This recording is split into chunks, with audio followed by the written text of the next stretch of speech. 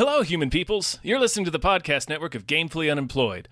To support us and gain access to great exclusive podcasts like Fox Mulder is a Maniac, Tom and Jeff Watch Batman, Star Trek The Next Futurama, and our latest show, Spiel Boys, head over to patreon.com/gamefullyunemployed. We do game streaming, movie nights with our patrons every Friday night, and you can even commission your own podcast about anything you want. Literally anything, within reason, and we have to do it. You are quite frankly out of excuses not to go visit patreon.com/gamefullyunemployed. That's patreon.com/GAMEFULLY unemployed, which is spelled like it sounds.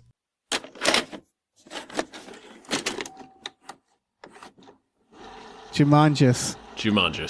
Dave, Yeah. it's the reason for the season. I mean, this is We're about celebrating someone, the birth of that rhino. Yeah, this is about someone dying and then coming back. That's from true. the dead. Yeah, after 26 years. Yeah, just like Jesus. Hi, everybody. Yeah, hello, everyone. Just like Jesus got sucked into a board game. He was playing Mousetrap and fucked up. Yep. That's the classic story. My name is David Bell. My name is Tom Ryman. And we just watched Jumanji. 1995's Jumanji. Yeah. The OG, none of that rock shit. This is pure Jumanji, baby. You want to play? Alan, look. In the jungle, you must wait until the dice read 5 or 8. What's happening to you? This is uncut Jumanji. Undistilled, its purest form. So you put it right in my veins. Yeah, just get it right in there. Jumanji. Just cut out the middleman, you know? Yeah. Big ol' thank you to Vincent. Vincent gave us a list. They're our patron producer, and they've been lovely. Vincent has been lovely. Thank you. They've given us a list of movies, and Jumanji was right there on it. No date. So, Vincent, I'm sorry if this is like the wrong Jumanji, but you just wrote Jumanji, so I think this is the right Jumanji. Because what is it? Jumanji: Welcome to the Jungle, and Jumanji: The Next Level. Jesus Christ, those are fine. By the way, a quick review of those Jumanjis. They're fine. I haven't seen this. I haven't seen The Next Level, but I thought Welcome to the Jungle was fine. I thought it was fun. Yeah, but this is 1995. Robin Williams, Kirsten Dunst, and David Alan Grier, amongst other people. Joe Johnston. This was a hit, right? This must have been a hit. Oh yeah. No, this made a ton of money. It was big for the CGI according at the time. to Wikipedia, it grossed $263 million on a budget of $65. The 10th highest growing film of 1995. This is a moneymaker. Like it's, I see why they made this adaptation of Jumanji, which is based off a book by Chris Van Allsburg. Which did you read a lot of his books? No, I remember Jumanji. It wasn't a book that I had growing up, but it's a book that has a very striking cover. It's in black and white, and it's the monkeys in the kitchen. It's a book that I've looked through before. I think it's older. I'm looking it up now. 1981. So it's a book that I remember seeing around. I think it got like a Newbery Award or a Caldecott. It was one of them fucking gold medal books in the library. But I have not read anything by this author, I don't think, outside of seeing the Polar Express. Polar Express is another one that I've never read. It's just in our house. Oh, that's interesting. He had a book, I believe, called Ben's Dream. It's hard because I'm having this maybe I can outsource this to everybody. Hold on, I'm Googling it as there was Just a Dream. Okay, so there's two things he did that stuck with me. One is called Just a Dream, and the other one's called Ben's Dream. And I very vividly remember these growing up. Now I know why I wasn't sure. Like I crammed these together because they both have dream. Ben's Dream is about a kid having a dream that the world is flooding, and he's seeing all the major fucking landmarks through the flooding. The other one, Just a Dream, is straight up a climate change book about seeing this world destroyed by climate change in this dream, and about how we don't have to make that a reality. And this came out a while ago. This was, it was in the 90s. It was before its time, but it's a very good, a beautiful book as well, despite its message or despite its subject matter. And so, like, if you ever have a chance to pick up his books, this is all to say, like, he's kind of makes really beautiful books. And I would argue... They're pretty gorgeously illustrated, yeah. Yeah, they're almost like M.C. Escher drawings, like they're in that style. And I would argue that while we'll get into this movie and other adaptations have existed, no one's ever really adapted his books the way I think they... Like, I want them to be adapted the way Sin City was adapted, you know what I mean? Where it's like no one's ever really made like one of his books, The Vibes, into a good adaptation. I kept thinking, as you were saying that, I kept thinking of The Snowman. Yeah, that's a great the way the Snowman example. was adapted into that television special. That's kind of like the feeling of his books. Yes, absolutely. They're so dreamlike in this really like comforting way, like that. The climate change one, weirdly enough, I find great comfort in the pictures, even though it's of an apocalypse. There's just such a surreal and beautiful quality to his art. Like I want it all fucking hung on my walls. Yeah, it's really awesome. I might actually buy some, like, see if I can get some of the art. So I don't know. That's all to say that, like, just, I know why this was made the way it was made, but I do wish there was like a grittier adaptation, I guess. I don't know. What did you think of 1995's Jumanji, Tom? It's fine. Like that's, I always, like, Jumanji has always been kind of a very mid movie in my memory. Yeah.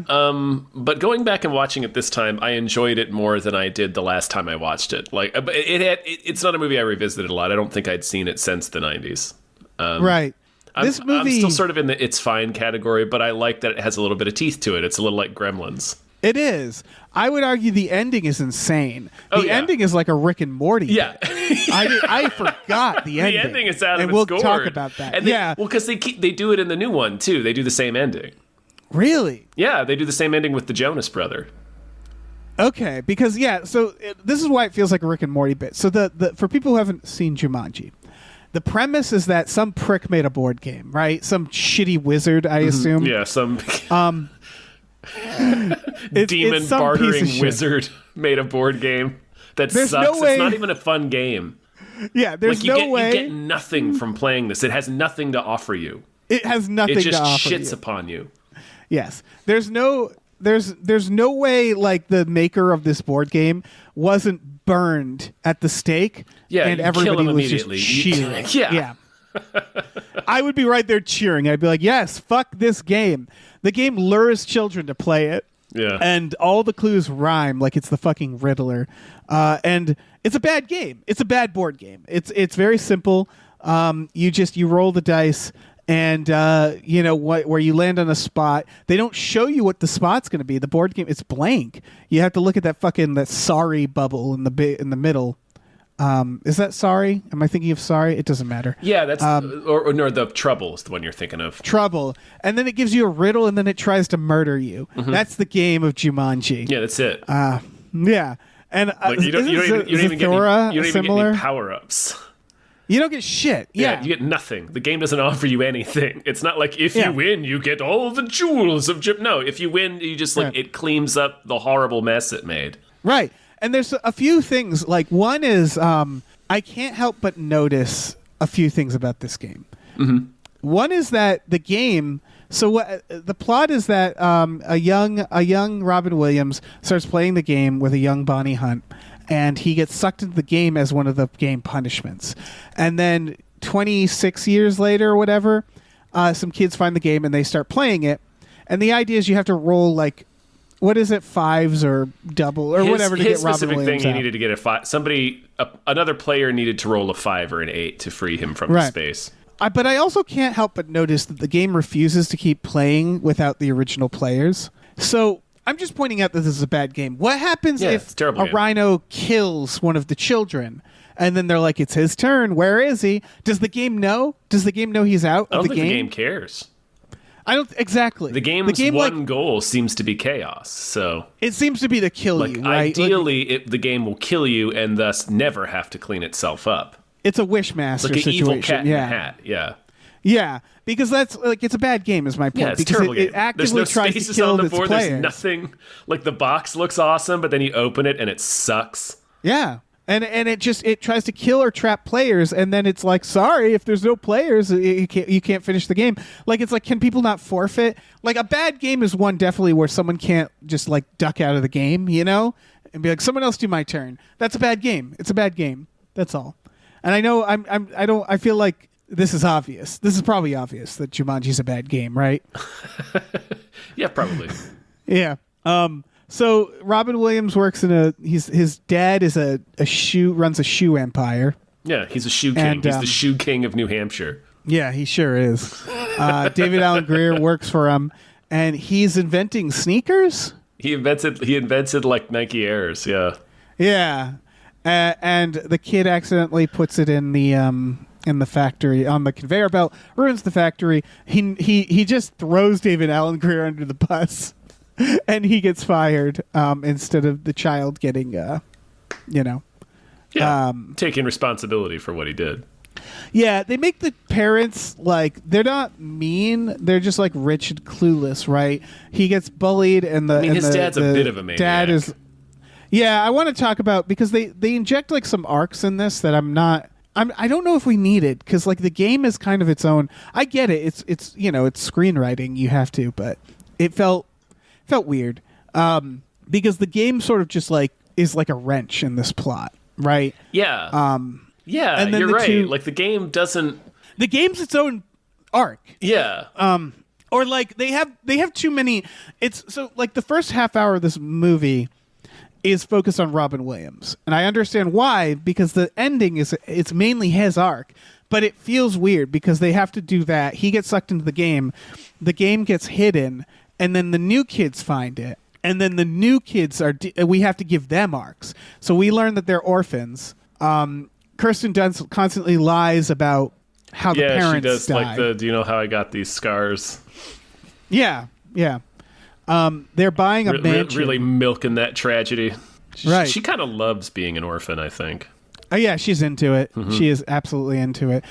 Their aunt is buying this mansion. I'd love to know what she does for a living, but it's also 90s money. Yeah, they mentioned. I think she mentioned something about turning it into an like a B&B, not an Airbnb, obviously, but a B&B. I believe I heard that in the scene with the realtor. They do say they get it cheap because it's a murder house, apparently.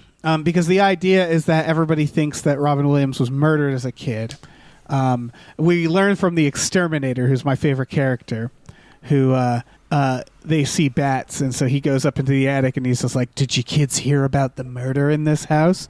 And I was like, oh yeah, this guy rocks. Yeah, this is the best Exterminator. He's the guy that the kids tell stories about in the neighborhood.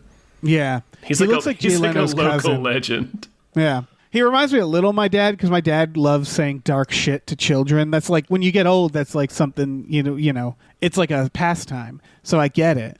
This guy just goes around terrifying children. And occasionally trapping some bats. And yes, yeah.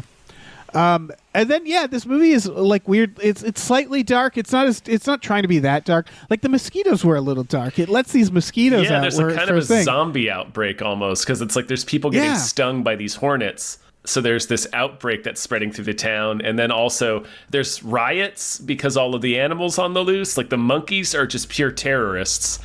There's rhinos and elephants and zebras stampeding through town. And people are there's just rioting going on as well. Just incidentally, not connected to the book, the game, really. Right. There's a man going around dressed as an old-timey hunter with a sniper rifle, and he feels like the least of the town's worries. Yeah. There's some real maniac shit. But what they do, I thought the movie did a very good job with setting up this goal, which is, so what happens is, they let out some monkeys and they let out the mosquitoes, right? Mm-hmm. And then they let out Robin Williams because they rolled the right thing. And they learned that, he's the kid everybody thought was dead. I also got to say, the kids are generally unimpressed by the game at first, which I thought was funny. Like, they seemed really unfazed by the magic game. They also, right when they bring out Robin Williams, they bring out a lion. And what I wanted to point out is the game does a very good job at giving them a reason that they have to finish the game. because it's Cat in the Hat rules, right? Where they're like, we need to clean up this mess. Yeah, before mom gets home, quote unquote. But also, they're seeing that there's like terrifying. These mosquitoes are a big problem. Like if it was just the monkeys, I'd be like, let the monkeys fucking exist. It's fine. Because the monkeys are having a great day throughout this. I mean, like I said, they're straight up terrorists. They're doing gremlins shit throughout the town. I know. They're having the best day anybody's ever had. That's true. They're stealing cop cars. Yeah. They single-handedly take over the police. They do. Like they essentially secede from the Union. Yeah, they do. Yeah, they annex themselves. Hijack multiple police vehicles. They annex Brantford, New Hampshire. Right. How hard is it to shoot a monkey? Apparently I could do that. Impossible. Yeah. The monkeys run shit here. They really do. So they have the point is that they have to finish the game. It makes sense because they're like, we need to get the shit. So like it's like I don't know, they did a good job because it's like otherwise it's like why even finish the game? Robin Williams is back. He's somehow I was surprised Robin Williams wasn't like shitting directly on the floor. Because he's got to be... Right. I'm surprised he knew how to speak English. Right. He should be more of a weird ghoul, right? Like eating ants. Yeah. Oh, yeah. Speaking to them in like scorpion noises. It's wild he survived anything. Like, I don't know. Give me a Jumanji, the story of... What's the kid's name? I forget. It's something stupid. Alan? Yeah. Yeah. It is Alan. You're right. Because I remember thinking, like, that's an adult's name. It is. It's a grown-up's name. Don't give the kid an adult's name. Yeah. Yeah, the story of Alan. Jumanji, Alan Origins. That's what I want. Yeah.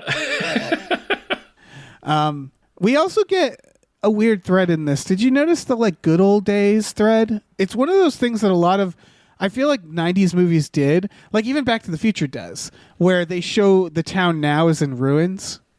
Well, because it's this idea of like, you know, things were better back in the 60s. Yeah, I mean, yeah, obviously there's nostalgia glasses there, but there's a reality to it too. I mean, I think a lot of it was like Detroit and things like that.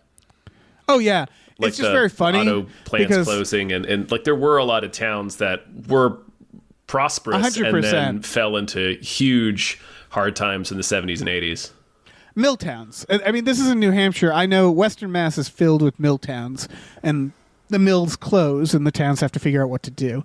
So I get it, but it's just very funny because I feel like now we do this with like malls. You know what I mean? Like there's always some version of this. I feel like. Yeah, where we look back at the 90s and 80s and we're like, those were the days. Yeah, it's like we're wistful for malls, but the malls were the thing, 40 years ago that choked the life out of mom and pop stores the first time. Out of Main Street, yeah. Destroyed Main Street. But yeah, we learned that basically, the mill closed down because the dad went crazy because his son got sucked into a jungle game, Yeah. And it happens. It's all Robin Williams' fault. He had to go and just get sucked into a game. Yeah. He disappeared so hard it ruined the town. That's how hard he disappeared. That's impressive. It's a crap game too. Like I can't hit this hard enough. There's not even any. It's just blank spaces. You roll a die and you move around a blank space, and the board tells you what shitty thing happens to you. I know. That's it's the a bad entire game. And it kidnapped him. And the town, it ruined this town. This shitty board game. That they hear the drum beat music from the game and nobody can resist it. I know. It lures children in to ruin their lives. That's what it does. It's a spiteful game. I also like that. Like I understand that the idea is that Alan's been living in the jungle for 26 years, so he's sort of knows how to survive and how to deal with these animals. Although he never. They also want him to have the story arc of being afraid to confront things and fight his own battles. So there's this weird thing with his character going on in the movie where his character never really makes sense and is kind of never really likable because of what they did with that. But like anyway, that was a little bit of a side tangent, but what I was initially trying to say is I thought it was funny that he kept being like, there's no such thing as being ready to play Jumanji. It's like, you're not going to last 5 minutes without me playing this game.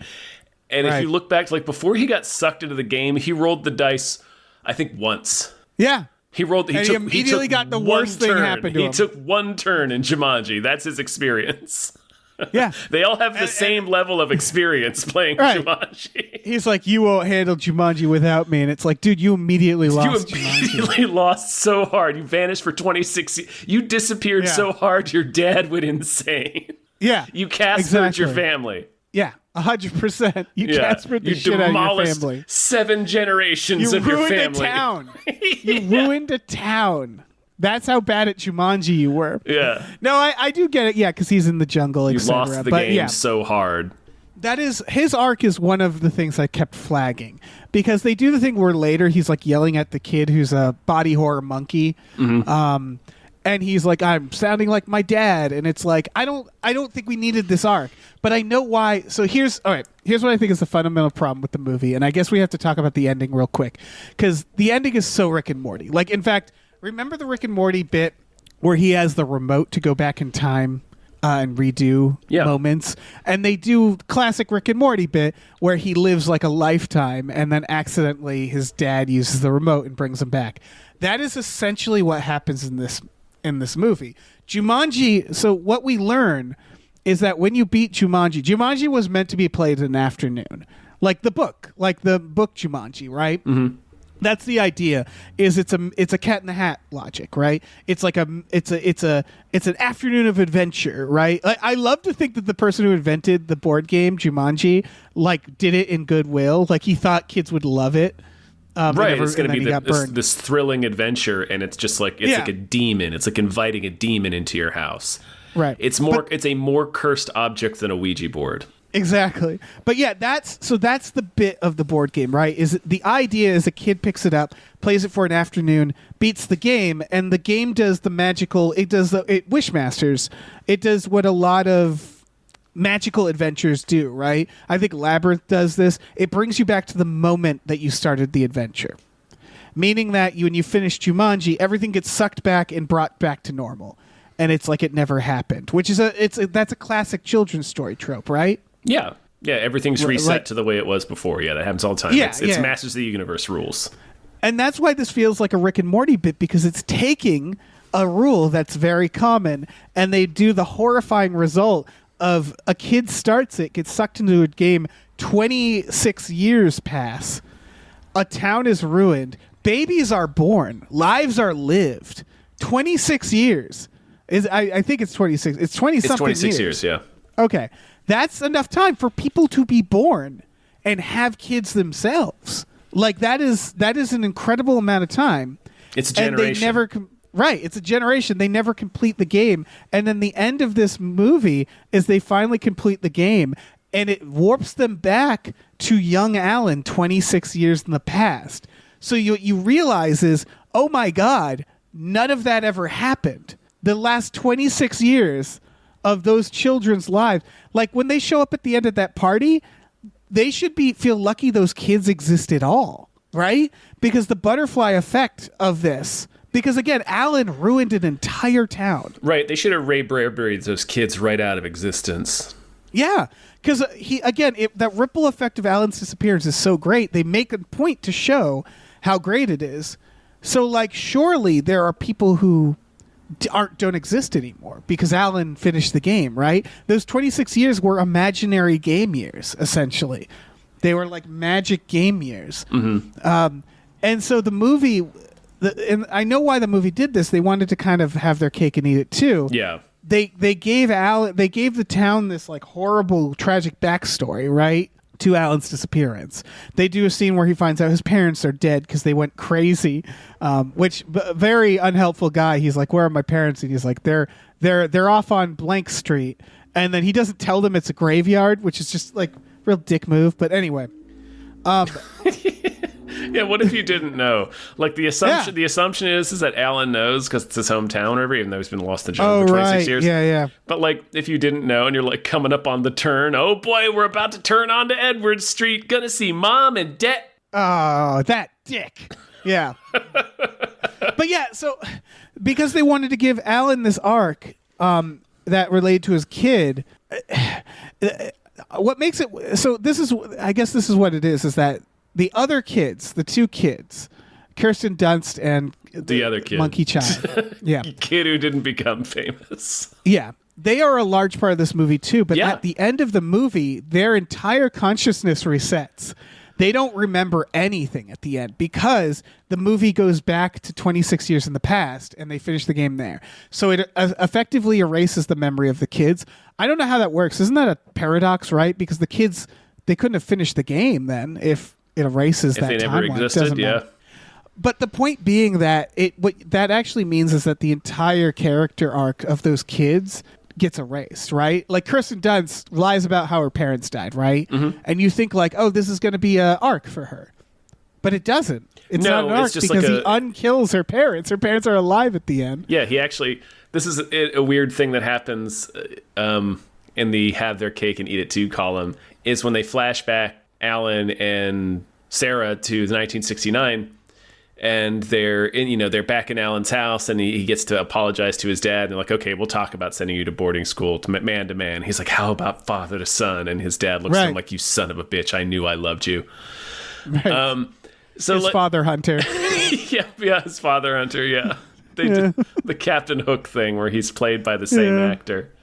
So they do a scene where after that, where Alan is walking Sarah home, and they're talking about how they're already starting to forget their memories of being adults.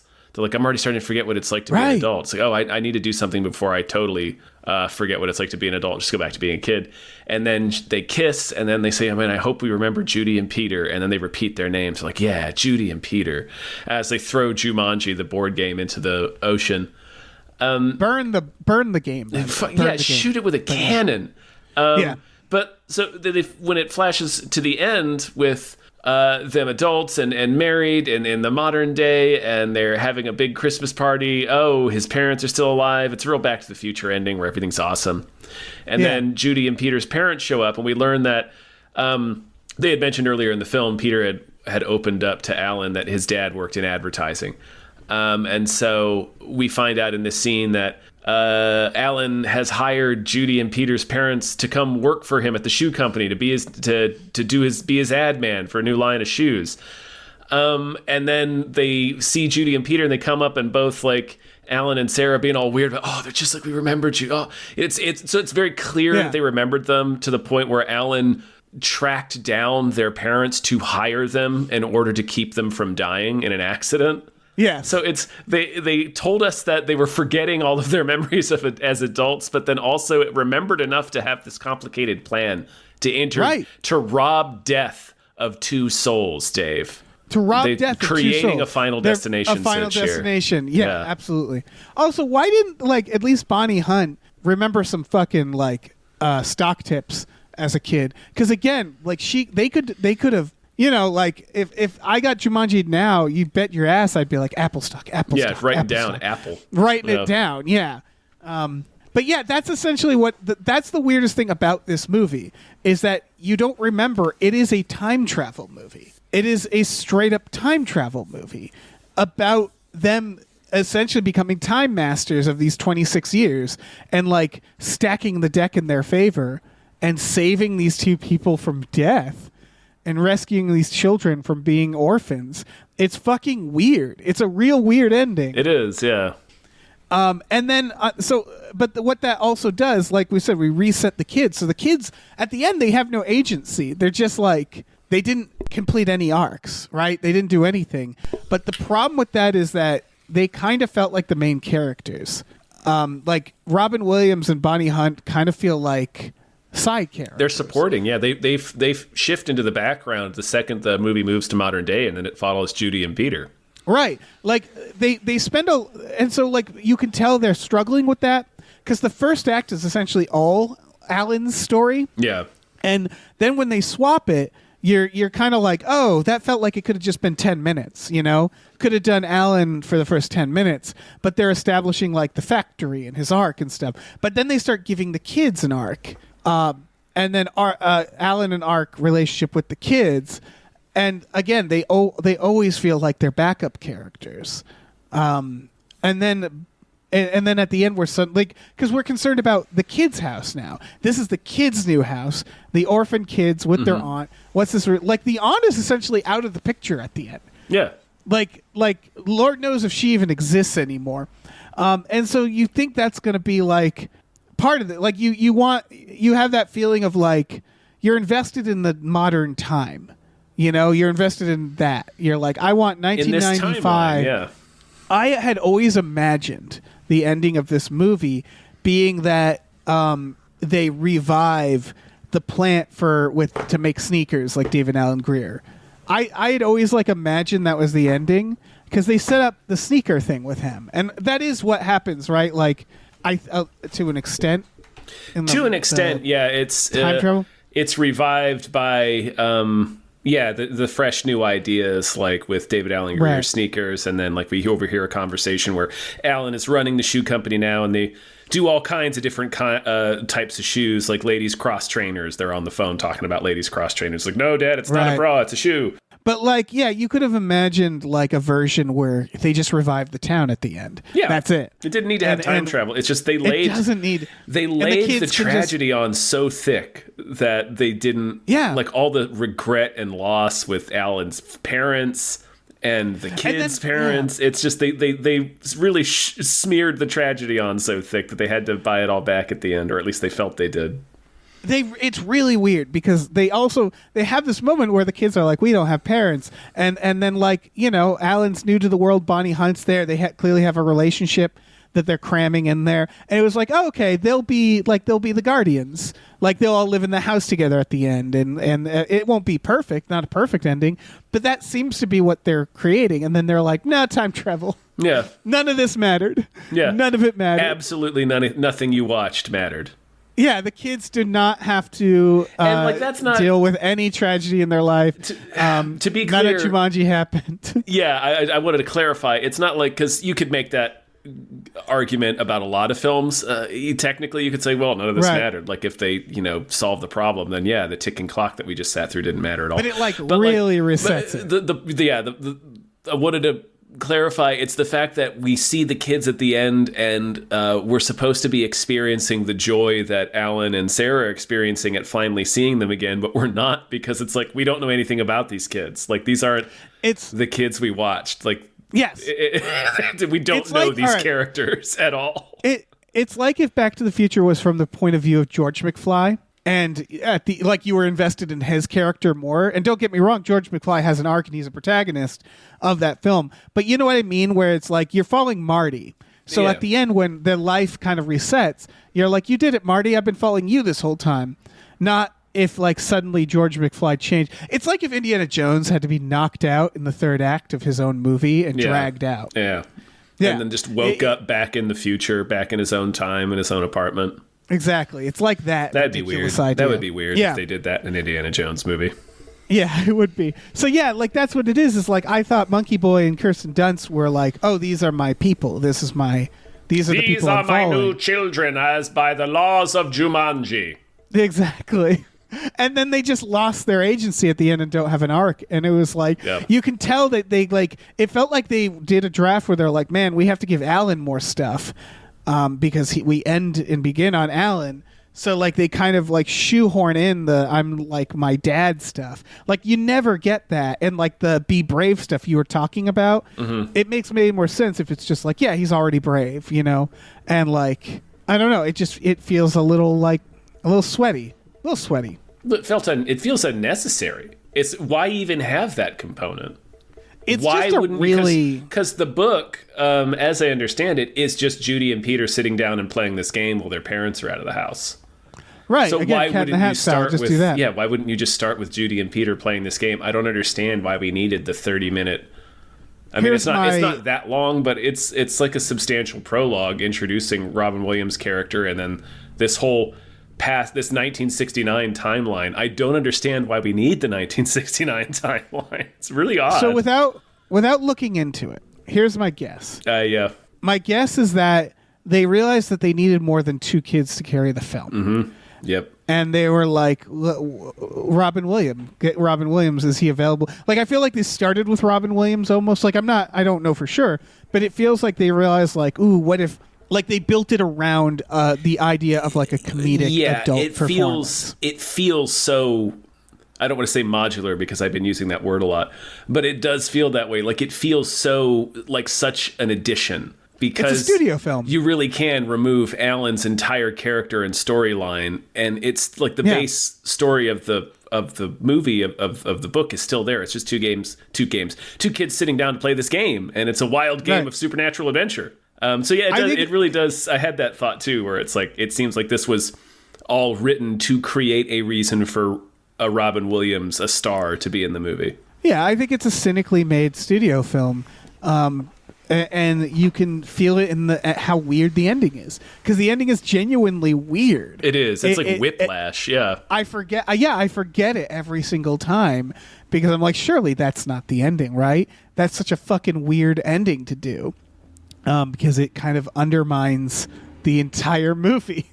Like it feels like a bit. It feels like a joke. Like you feel that would be in like a sketch or something. Because they erased 26 years. It's fucking nuts. That's fucking nuts. Yeah, it is really strange. Like, why would I don't know? It's dumb. Yeah. And so like the movie's still fine. I mean, obviously they made the right choice, right? Because the movie made a bunch of money. The movie made a bunch of money. It's a lot of people have a lot of very warm feelings for it. It seems obviously it's been rebooted into an even more successful franchise. Yeah, I like the other Jumanjis. I do think this model is better, and what I mean by that is, I also think if you're going to make sequels, you do have to change it. You know? Yeah. So I get it, but like I will say I do like. Besides that, I do like the structure of this. Like I said, I liked how they made the characters invested in completing the game. They made a good. They knew to write that in. I like how everything's a crisis. Like every fucking thing that gets it, they take it to the max. Where you're like, Jesus, what? Yeah, else? I was gonna say this movie. It's directed by Joe Johnston, who has you may recognize him. He's done a lot of good movies and a lot of not so great movies. But he's not an untalented director. He was Spielberg's assistant director for a while. It's not a badly directed movie, and the challenges, there's a solid sense of escalation that never goes over the top in a way that we're sort of more desensitized to, I feel, or at least currently with, because the spectacle for blockbusters now is kind of like a big laser in the sky. Superhero movies have gotten so huge that like the escalation has to be like a global or universal or even intergalactic threat. Whereas this can be like, okay, a lion in the house. Let's examine all the ways that's a problem. Okay, a giant man-eating plant in the house. Let's just examine all the ways that's a problem. Like it's interesting that it escalates. Just real quick, it's interesting that it escalates to the point where the very last thing that happens is an earthquake. Like that's the culmination, is an earthquake that splits the house apart. And like it's like now it feels like where we are at with superhero movies, that with the scale of blockbusters right now, it's not just superhero movies. It feels like an earthquake splitting the house in half is something that would happen right away, as opposed to the thing that it builds up to. So it's really cool that it's able to maintain that momentum for sure. through each new challenge. Pretty neat. Yeah, I think for better or for worse, like superhero films, it's more, meaning that like it's a bigger spectacle and a bigger scale. Yeah, it's literally how do you have him fight more people, have more people, have an army, have it be about whereas like this, when he rolls that die at the end, it's just like, and the die just keeps going. It's like, oh, that's such a good adventure ending of like his father hunter is pointing a gun at him. He drops the die, and he has to wait for it to roll to to win Jumanji. Mm-hmm. And like, one of the last things that happens is spiders, because they do a thing where they go through. They have Robin Williams go in quicksand and then get frozen in the floor, and the spiders come. That's such a cool idea. Yeah, and then you're like, "Fuck, I hate this." Like, oh fuck! Like they keep piling it on, and then it's like, oh, you have to roll the die, but I don't. My hands are stuck in the floor. Like they're doing a really good pile on. And the kid turned it into a monkey because he cheats. Like he tries to flub a die roll, and it's like you're gonna get sent back further than your token. There's some clever stuff. Like we've been poo-pooing on it a little bit because it's tonally weird, and Robin Williams' character is insane. But like this is a pretty cool movie in a lot of ways. Oh, Jumanji can't hurt me. No, it's everybody like, it's quote me on that. Yeah, I had said before, I remembered this being more mid in my mind, and I understand why I have that memory of it. But like, just as a pure fun adventure movie, it does a lot of awesome things. Oh yeah, I like making fun of it, but it's dumb as hell. But I mean, yeah, and like narratively, the ending is that's the thing. The ending is so insane. Bonkers. Like the ending is so bonkers. Yeah, I have nothing to lose here. You know, sure, where it's I'm Jumanji. Like it's who Jumanji. cares? Like it can't do anything but delight. The floor turns into quicksand. That's fucking cool. And it's. I think there's some fun. I think Robin Williams is fun in it. I like when he stabs the floor when Bonnie Hunt's trying to leave. I like the axe. I like the axe bit where he has to get the axe from the shed, and he gets to the shed, he can't open it, so he picks up an axe and starts chopping the door with the axe. It's a Looney Tunes gag. It's a Looney Tunes gag, and I was like, oh, that's a good gag. No, I think this movie doesn't have. It doesn't. It's a big dumb studio film, and it's nice to identify that fact. That's like even back in the '90s, movies weren't precious then either. They were doing a dumb big studio film. There's enough talent here that directing the ship, like steering the ships, that the movie keeps moving and it keeps escalating things in interesting ways. Like you wouldn't think that just some asshole with a mustache and a gun is going to be this huge threat, and he ends up being like one of the most formidable things in the movie. And then, like I said, the last thing that happens is an earthquake, and it seems almost quaint when I say it, but like when you're in the movie and it's like the house is overgrown with vines and there's been rhinos stampeding through it and the fucking plants and the spiders and the floor has sucked them in and now the house is ripping in half. Like you're with it. I don't know. It just works. It's well put together.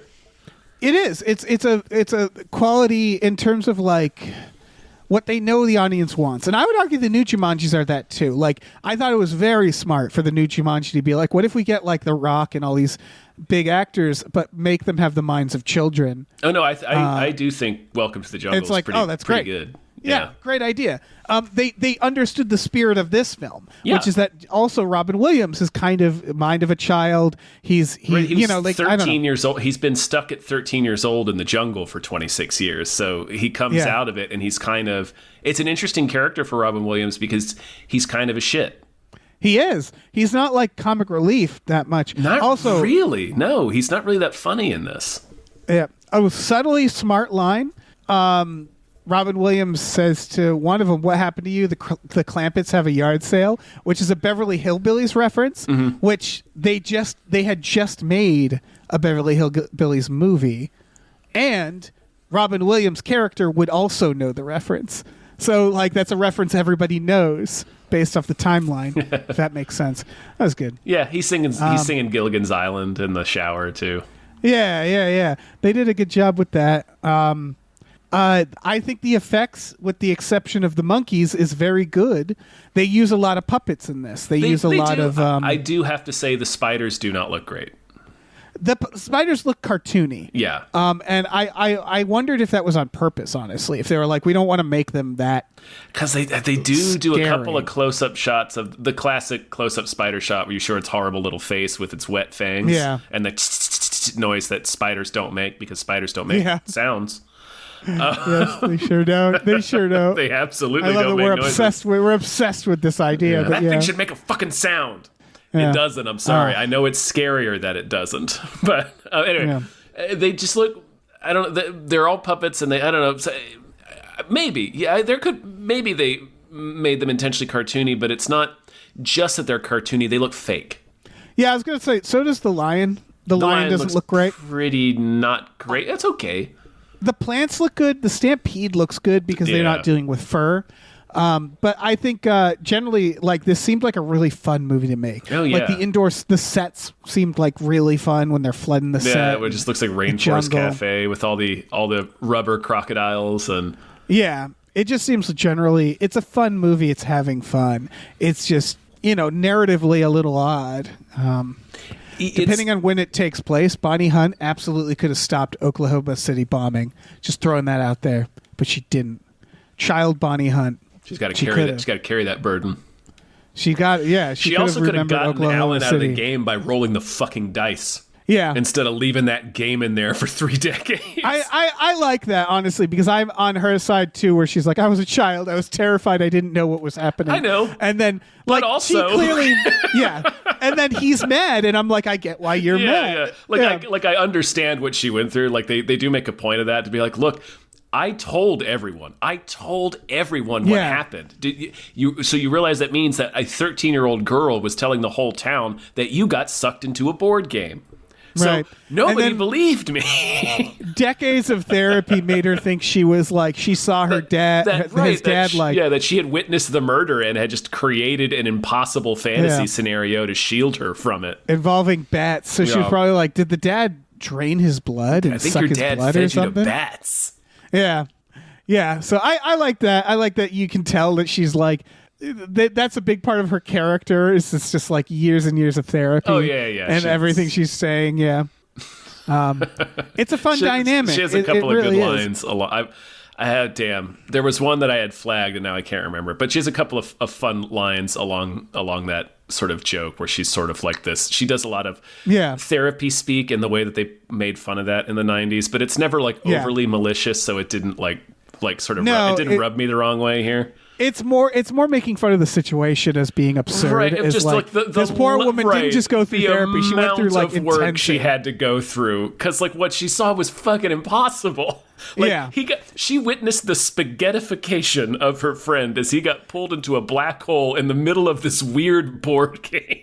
Right. It's kind of like the therapist in Terminator, where it never felt like it was a knock against therapy as much as it's like we would naturally assume that it was a mental health problem. The story you're telling me cannot be true. It's impossible. Right. And then having therapists tackle it, and then just this therapist over 3 movies just gets wrecked psychologically. Oh, yeah.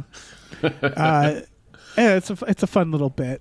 But yeah, I don't know. This is a movie. I'm surprised we didn't watch it on like a Friday night. I feel like we have, maybe we have. But I had also just said that I don't think I'd watched it since the 90s. Like, I really feel like I hadn't seen this since I was a kid. Yeah, I knew, like, the things I knew. I think I've seen it since a kid, but I knew, like, okay, the effects are always better in my mind. I knew that. Like, I remember the first seeing the monkeys and being like, that's amazing. And now seeing it, I'm like, ooh. That plant still looked real good, though. Yeah. The plant was They good. should have just, honestly, I know why they didn't do this, but had they just got real monkeys, I think this movie would have looked pretty good. The monkeys really stand out, but monkeys have to do things that monkeys shouldn't do. Like we've always said, you know, in the RRR episode, or like it's. I don't care if the animal kind of doesn't look that real. It's better than putting the animal through whatever bullshit you want to make it do. I was about to say, like, I don't want it to be like that scene in Nope either.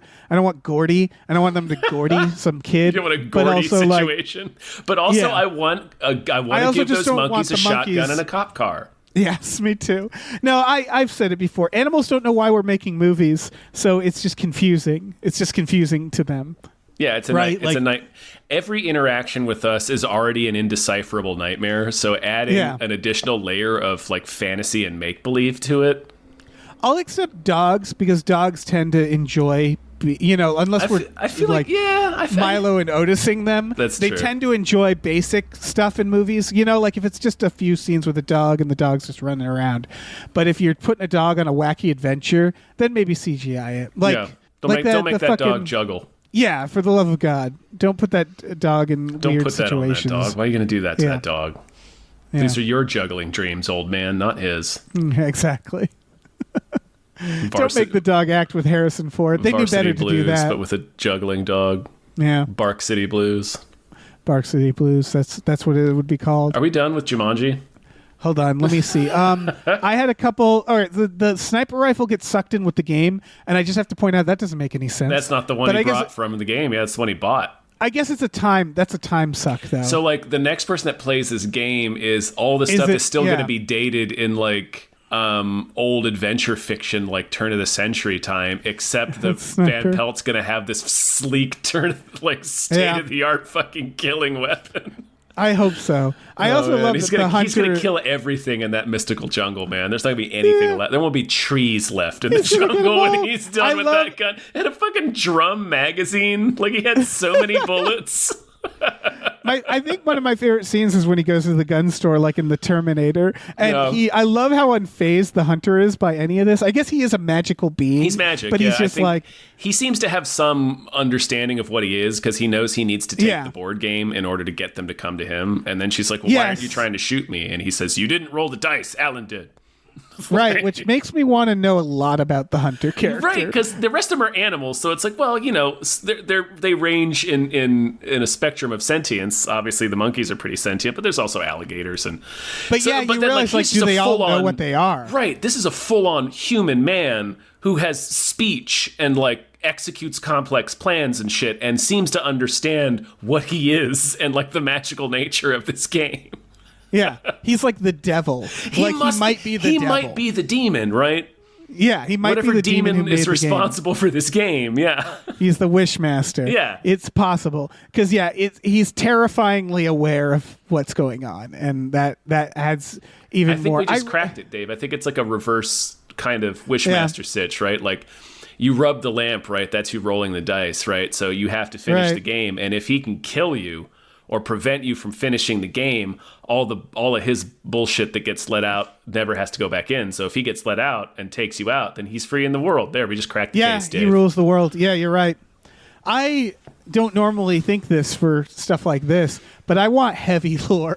I'm going to write a so novel. much lore about Jumanji. Yeah, I'm going to write a Jumanji novel about like how the video game was There's created. apparently how the 3 or board 4 game- seasons of an animated series that dives into that. No, Yeah, really? we may have to sink our fangs into that, Dave. Fangs, get it? Because we're in the Holy jungle shit, now, yeah. baby. Jumanji, I'm looking this up. Animated series. Oh my god, yes. Yes. Oh yeah, I need to know everything about this. There's a lot. There's a What lot. is- it ran 3 seasons from 1996 to 1999. It looks like shit. Yeah, probably. They did not spend a lot of money, I feel like. Tim Curry's in it though. Good for him. Yeah.